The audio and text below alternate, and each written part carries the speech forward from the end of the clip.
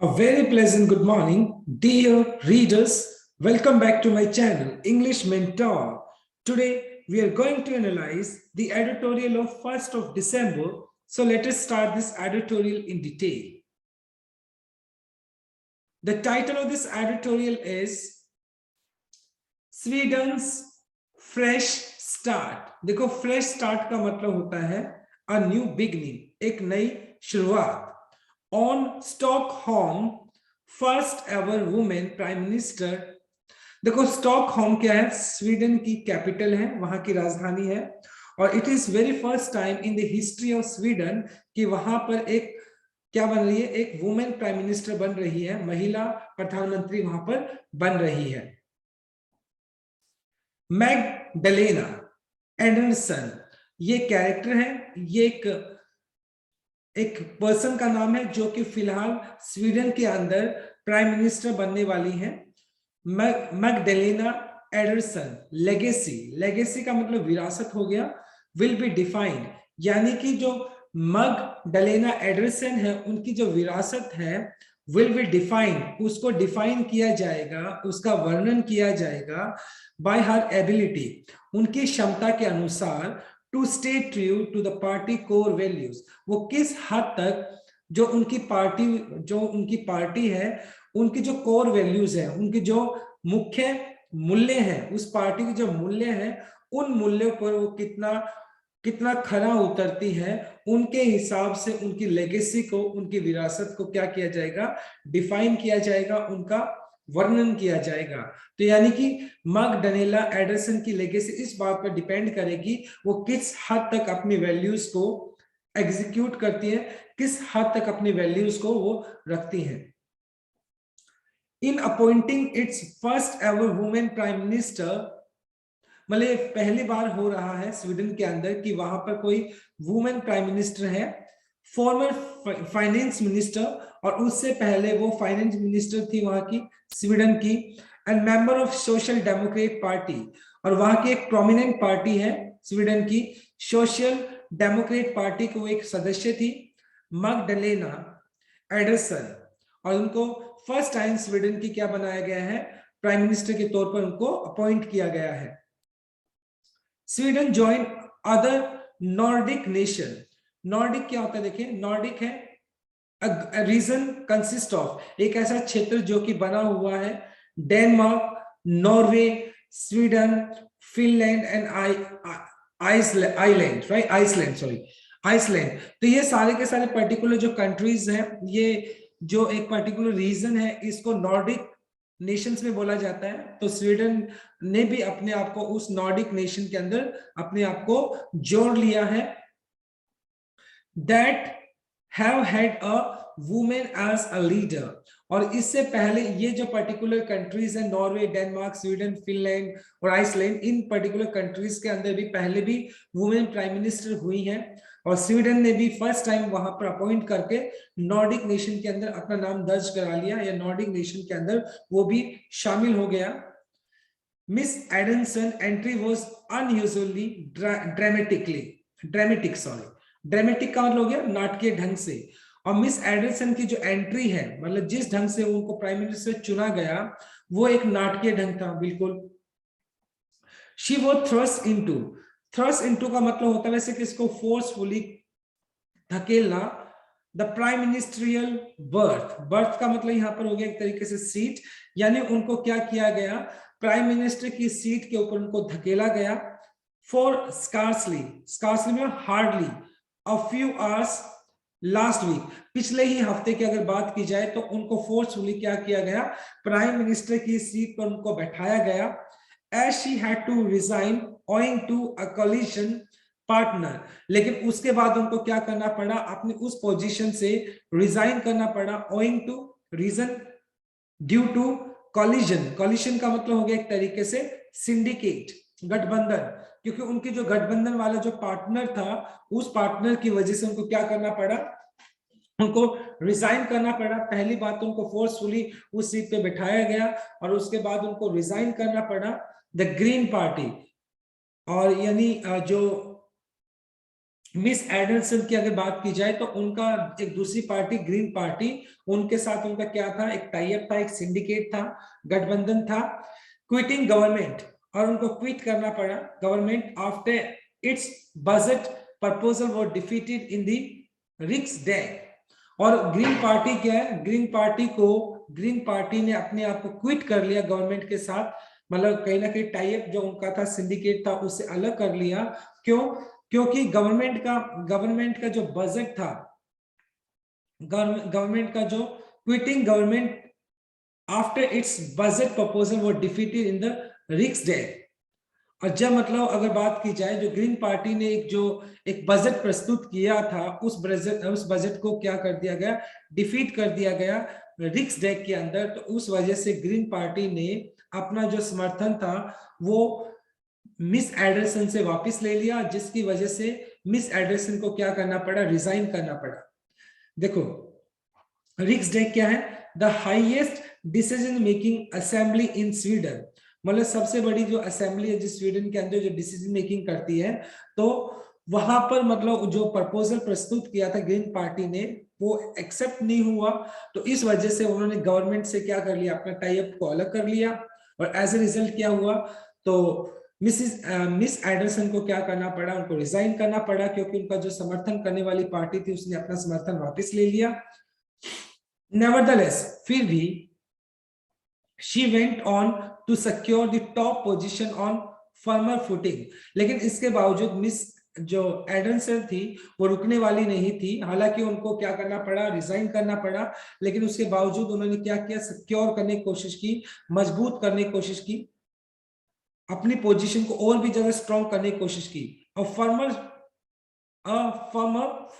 Footing, former मतलब सख्त हो गया, फुटिंग का मतलब पैर जमाना।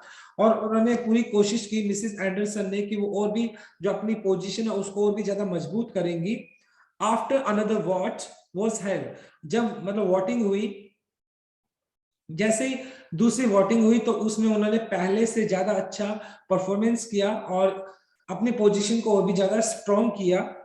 वेयर शी सरपास्ट का मतलब क्रॉस कर देना, द थ्रेशोल्ड का मतलब दहलीज हो गया। For maximum levels of opposition to her prime ministership, मतलब जो अपोजिशन के अंदर था उनको सरपास करते हुए उन्होंने जो मैक्सिमम नंबर ऑफ वोट्स उनको मिलने थे वो उन्होंने अचीव किए। शी फेस्ड 173 ने का तो नेगेटिव हो गया। जब असेंबली के अंदर मतलब वोटिंग हुई तो उस वोटिंग के अंदर उनको 173 नेगेटिव रिस्पॉन्सेस का सामना करना पड़ा। एंड वेयर एज, जबकि it would have taken 175 of course those keep her from taking the leadership mantle।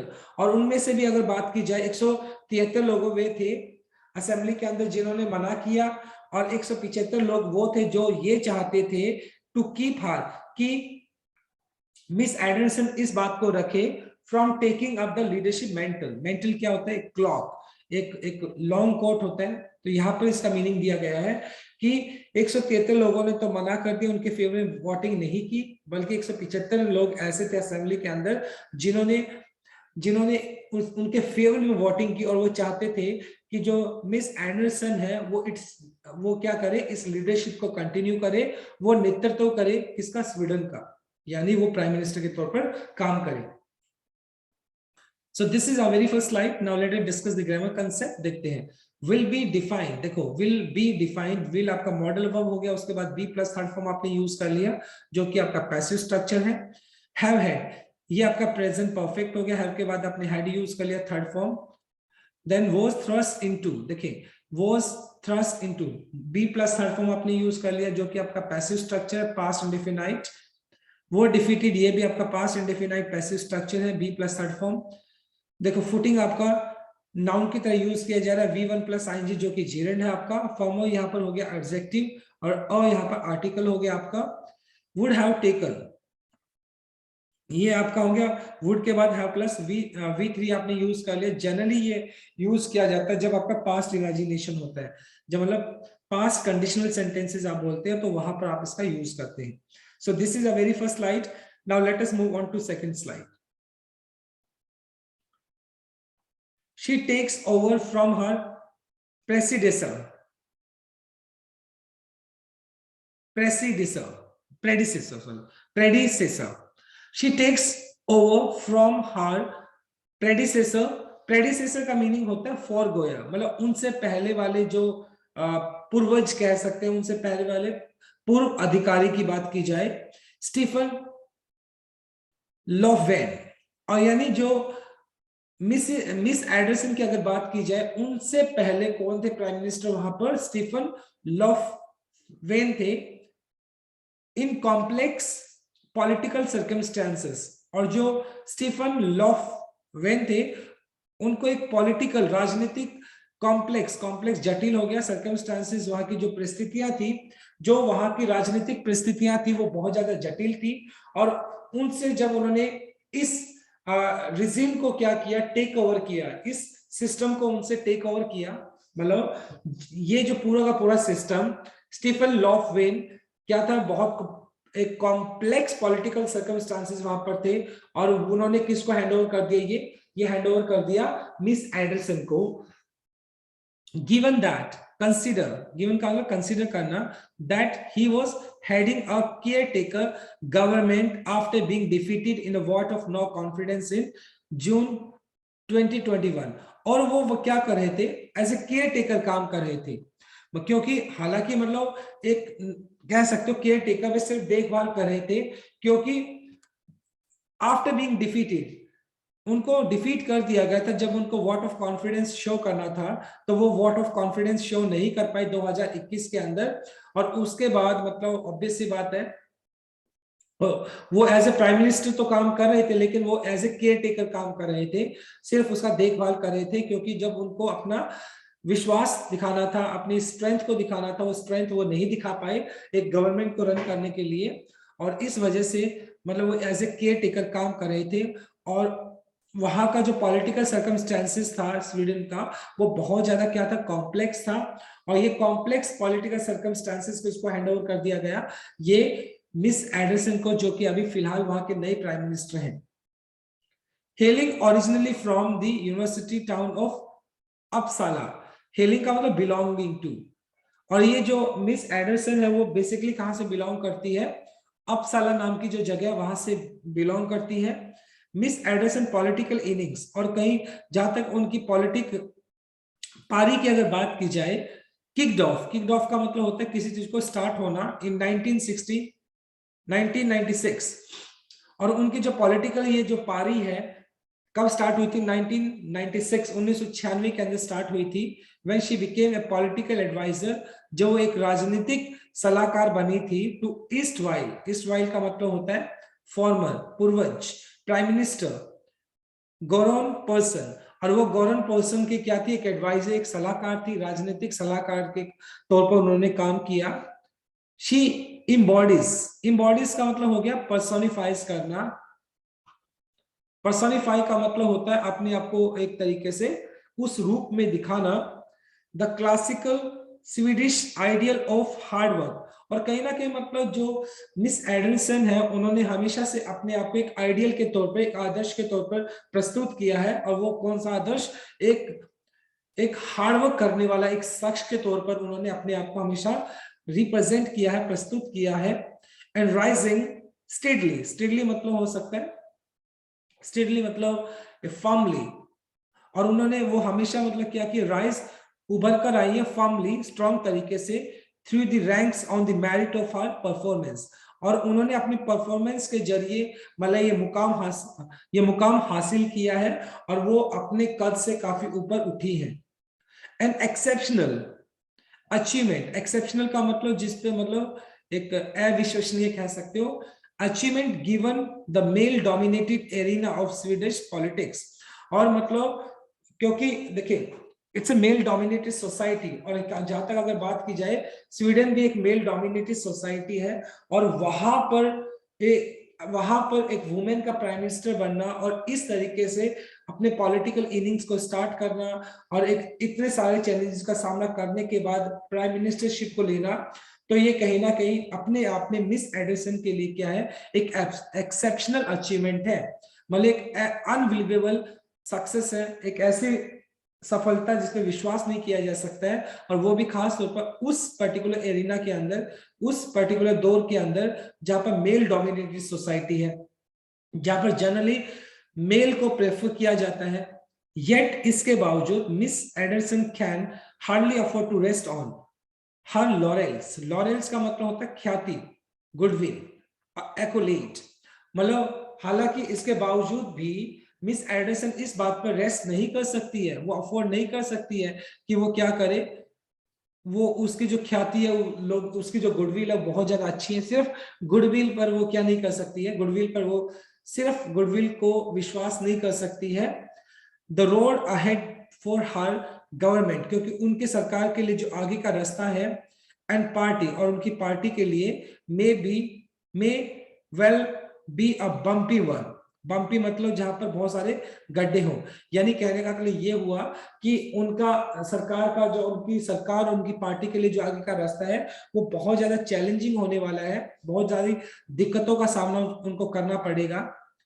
The immediate challenge, और सबसे बड़ा इमीडिएट मतलब बिल्कुल कह सकते हो, एक बिल्कुल इमीडिएट मतलब जल्दी से आने वाला सबसे पहला चैलेंज उनके लिए है, वो क्या है, इज ऑफ इकोनॉमिक गवर्नेंस, कि उनका जो आर्थिक जो गवर्नेंस है, गवर्नेंस का मतलब यहाँ पर हो गया शासन करना, राइट, यानी जो एक आर्थिक शासन है वो किस तरीके से पैसे को लेकर मतलब वो शासन करेगी, मतलब उनका जो फाइनेंशियल कंडीशन है वो बहुत बड़ा चैलेंज है उनके लिए, सरकार के लिए।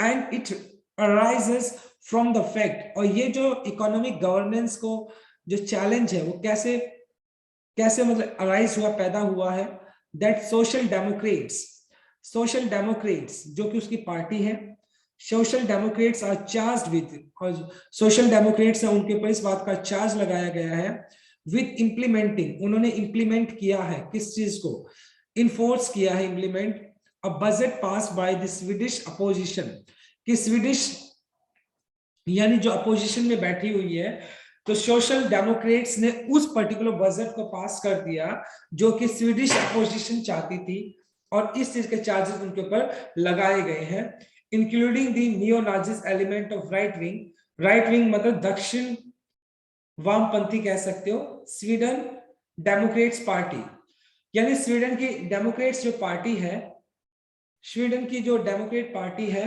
उनका उसके अंदर मतलब जैसे यहाँ पर जो सोशल डेमोक्रेट्स हैं उनके ऊपर इस बात के चार्जेस लगाते गए हैं कि उन्होंने उस बजट को पास किया है जो स्वीडिश अपोजिशन पार्टी चाहती थी, और उस स्वीडिश अपोजिशन पार्टी के अंदर नियो नाजिस एलिमेंट है।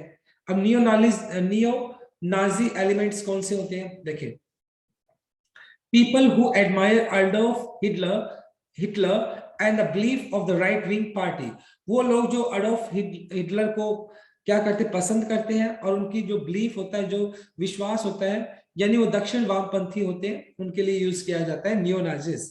तो यहाँ पर इस लास्ट 2 लाइन में बताया गया है कि सोशल डेमोक्रेट्स के ऊपर इस बात के चार्जेस भी लगाए गए हैं कि जो स्वीडिश अपोजिशन पार्टी है उन मतलब उनको क्या किया उन्होंने, स्वीडिश मतलब उन्होंने वो उस बजट को पास किया जो स्वीडिश अपोजिशन पार्टी चाहती थी। तो इस तरह के चार्जेस सोशल डेमोक्रेट्स के ऊपर लगे हैं eight the same time. So this is a second slide. Now let us discuss the grammar concept. देखते हैं, गिवन का मतलब होता है कंसीडर करना, आफ्टर प्रेपोजिशन हो गया उसके बाद बीइंग प्लस थर्ड फॉर्म आपने यूज कर लिया जो कि आपका पैसिव स्ट्रक्चर हो गया, बीइंग प्लस V3, बीइंग यहाँ पे जीरेंड है उसके बाद V3 आपने यूज कर लिया। किक्ड ऑफ का मतलब होता है किसी चीज को नए सिरे से स्टार्ट करना। Hardly afford, can hardly afford, can आपका मॉडल वर्ब हो गया, उसके बाद अफोर्ड V1 आपने यूज कर लिया। में आपका लेस पॉसिबिलिटी दिखाता है उसके बाद आपने V1 यूज कर लिया। जनरली मॉडल वर्ब अपने साथ V1 लेकर चलता है। Are charge be plus third form आपने यूज कर लिया जो कि आपका पैसिव स्ट्रक्चर हो गया, present indefinite passive structure. Now let us move on to our last slide. While there is a cause for cheer given, हालांकि मतलब while there is a cause for cheer मतलब अभी मतलब चीयर का मतलब आप कह सकते हो एक तरीके से खुशी का माहौल, और ये कहीं ना कहीं जो एक सोशल डेमोक्रेट्स है या मिसिस एंडरसन है उनके लिए एक खुशी का एक लम्हा कह सकते हो, खुशी का एक माहौल है उनके लिए, एक रीजन उनके पास। गिवन कंसीडर करना that the opposition budget was based on the government on proposal, क्योंकि देखो सोशल डेमोक्रेट्स के ऊपर इस बात के चार्जेस लगे थे कि उन्होंने जो स्वीडिश अपोजिशन पार्टी है उनके बजट का जो प्रपोजल था उसको एक्सेप्ट कर लिया। बल्कि एक्चुअल में क्या था, जो सोशल डेमोक्रेट्स थे उन्होंने जो बजट को एक्सेप्ट किया था वो भी उनका ही क्या था, एक प्रपोजल का ही हिस्सा था। यानी कहने का मतलब ये है कि स्वीडिश अपोजिशन पार्टी का जो बजट था वो बजट उनका प्रपोजल था, एज इट इज वही प्रपोजल सोशल डेमोक्रेट्स का था, जिसकी वजह से उन्होंने बिना कोई इंटरफेरेंस के उस चीज को एक्सेप्ट कर लिया। द स्टम्बलिंग ब्लॉक का मतलब होता है एन ऑब्स्टेकल, बाधा। The stumbling block for her administration, लेकिन एक जो सबसे बड़ा चैलेंज रहेगा, एक जो बाधा रहेगी किसके लिए, मिसिस एंडरसन की सरकार के लिए, उनको चलाने के लिए, उनके प्रशासन के लिए, मे बी द फैक्ट, ये एक तथ्य हो सकता है, दैट ऑफ 74 बिलियन क्रोनर, कि उनको 74 बिलियन क्रोनर क्या है, यहाँ पर एक करेंसी है स्वीडन की, तो उनको 74 बिलियन क्रोनर चाहिए होगा अपने प्रशासन को चलाने के लिए, that it hope to spend on reforms, जिससे कि वो क्या करना चाहते हैं, रिफॉर्म करना चाहते हैं, चेंजेस करना चाहते हैं, और इतना खर्चा उनको करना पड़ेगा। Only a little over 20 billion kroner will be available to her government in 2022. लेकिन अनफॉर्चुनेटली उनकी सरकार के लिए 20 बिलियन से थोड़ा बहुत ज्यादा उनकी सरकार को मिल सकता है, उनकी सरकार के लिए अवेलेबल होगा। यानी कि मिस एंडरसन की जो गवर्नमेंट है उनको 74 बिलियन के आसपास चाहिए, लेकिन प्रैक्टिकली उनको 20 बिलियन के आसपास ही क्या मिलने वाला है, पैसा मिलने वाला है रिफॉर्म करने के लिए उनकी सरकार के लिए। तो इस वजह से एक सबसे बड़ा इकोनॉमिक एक क्राइसिस भी है, eight the same time miss Anderson को फेस करना पड़ेगा। This tightening of purse strings, string का मतलब क्या होता है, धागा होता है वैसे। अब देखो दिस टाइटनिंग, टाइट करना, पर्स को और भी ज्यादा टाइट कर देना, यानी पर्स को और भी ज्यादा टाइटली बंद कर देना। कुड डेंट यानी पर्स से पैसा ना निकालना, यानी बजट बहुत कम होना। कुड डेंट यानी उनकी सरकार को ये जो पैसा बहुत कम मिलेगा। कुड डेंट का मतलब हो गया मेक एन एडवर्स इफेक्ट, मतलब इसके जो इफेक्ट होंगे वो बहुत ही ज्यादा नेगेटिव होंगे, नकारात्मक इसके क्या होंगे, प्रभाव होंगे। क्योंकि अगर उनको पैसा नहीं मिलेगा सरकार को चलाने के लिए तो उसका क्या होगा, नेगेटिव इंपैक्ट होगा। कुड डेंट हर एम्बिशियस का मतलब एस्पिरेशनल, महत्वाकांक्षी प्लान्स, और उनके जो महत्वाकांक्षी प्लान्स हैं, जो उन्होंने अपना अलग अलग प्लान्स डिसाइड किए, तो वो सारे के सारे प्लान्स क्या हो जाएंगे, डेंट हो जाएंगे। उन सारे प्लान्स के ऊपर क्या हो जाएगा, नेगेटिव इफेक्ट पड़ेगा। टू कैरी आउट, उनको प्रॉपर तरीके से एग्जीक्यूट नहीं किया जा पाएगा। मच नीडेड सोशल रिफॉर्म्स, और वो सारे के सारे रिफॉर्म्स जो फिलहाल स्वीडन के अंदर सबसे ज्यादा जरूरी है, लेकिन उनके लिए पैसा चाहिए। अगर पैसा नहीं होगा तो वो सारे के सारे प्लान्स क्या है, धरे के धरे रह जाएंगे, वो सारे के सारे प्लान्स प्रॉपर तरीके से एग्जीक्यूट नहीं हो पाएंगे। स्पेशली खास तौर पर in the areas of climate change, और जलवायु परिवर्तन को लेकर वेलफेयर पॉलिसीज, कल्याणकारी जो नीतियां होती है उनको लेकर। मेजर्स टू कॉम्बैट का मतलब सामना करना, फेस करना gang violence and organise crime activity, और ये जो गैंग वायलेंस होता है और जो क्राइम एक्टिविटीज होती है, प्लान्ड क्राइम एक्टिविटीज होती हैं, इनको रोकने के लिए भी पैसा चाहिए, मेजर्स चाहिए, स्टेप उठाने होंगे। And both of which have risen alarmingly in recent years in cities such as Stockholm, Malmö and Gothenburg. ये बहुत यूज किया गया किसके लिए, देखिए एक तो गैंग वायलेंस के लिए, और ऑर्गेनाइज क्राइम एक्टिविटीज है वो लगातार अलार्मिंगली मतलब सरप्राइजिंगली बढ़ी है। कहां पर, स्वीडन के कुछ शहरों के अंदर लगातार बढ़ी है। स्टॉकहोम जो कि कैपिटल है स्वीडन का, मैल्मो एंड गोथनबर्ग, ये वो पर्टिकुलर सिटीज है जहां पर गैंग वायलेंस बढ़ा है, और प्लान जो क्राइम एक्टिविटीज होती है वो सारी के सारी इन पर्टिकुलर सिटीज के अंदर लगातार बढ़ी है। और इनको कंट्रोल करने के लिए, कंटेन करने के लिए इनको डेफिनेटली सी बात है स्ट्रिक्ट मेजर लेने होंगे, और स्ट्रिक्ट मेजर लेने के लिए पैसे की जरूरत होगी। वाइल सम एनालिस्ट का मतलब विश्लेषक कह सकते हो, कुछ विश्लेषक का मानना है, कंसिडर करना है Miss Anderson to be not oppose to dealing with the right wing parties, और कुछ विश्लेषकों का मानना यह है कि जो मिस एडरसन है to be not oppose to dealing with the right wing parties, कि उन्होंने जो अपोजिशन के अंदर है उन अपोजिशन को, मतलब राइट विंग के जो लोग हैं, राइट विंग मतलब जो दक्षिणी जो वामपंथी के लोग हैं जो उनके अपोजिशन में है, वो उनको अपोज नहीं करती है। यानी कहीं ना कहीं मिस एडरसन के ऊपर इस तरह के चार्जेस भी लगाए जाते हैं। दे एक्नॉलेज, उनका ऐसा मानना है, एक्नॉलेज का मतलब हो गया एक्सेप्ट करना, दैट हर पोजीशन सॉफ्टन, कि उनकी जो पोजीशन है, जो स्थिति है, वो क्या होगी, थोड़ी नरम पड़ गई है ड्यूरिंग द पेंडेमिक, इस महामारी की वजह से। एंड मैनिफेस्टेड का मतलब एक्सप्रेस करना, in greater willingness to borrow to fund green investment, और कहीं ना कहीं at the same time miss Andersson ने अपनी जो विलिंगनेस है, मैनिफेस्टेड का मतलब एक्सप्रेस करना, उन्होंने अपनी जो विलिंगनेस है, अपनी इच्छा है, उसको एक्सप्रेस किया है, अपनी इच्छा दिखाई है। टू बोरो का मतलब उधार लेना, टू फंड मतलब उधार लेके वो किस में फंड करना चाहती है, किस में इन्वेस्ट करना चाहती है, ग्रीन इन्वेस्टमेंट के अंदर, मतलब एक ऐसा इन्वेस्टमेंट जहां पर जो कि इन्वायरमेंट फ्रेंडली हो।